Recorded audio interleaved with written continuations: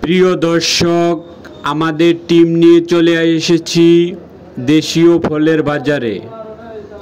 এখন জানাবো দেশীয় ফল বর্তমান সময়ে ঢাকার বড় বাজারে, বড় আড়তে কত করে বিক্রয় হয় পাইকারি।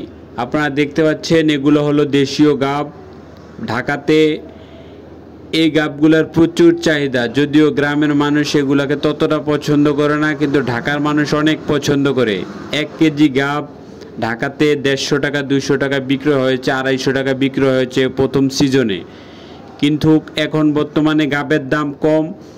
এখন পাইকারি বাজারে গাব বিক্রি হচ্ছে 80 টাকা 70 টাকা এরকম দামে, কিন্তু হকাররা বিভিন্ন জায়গায় নিয়ে চড়া দামে এখনও মাল বিক্রয় করছে।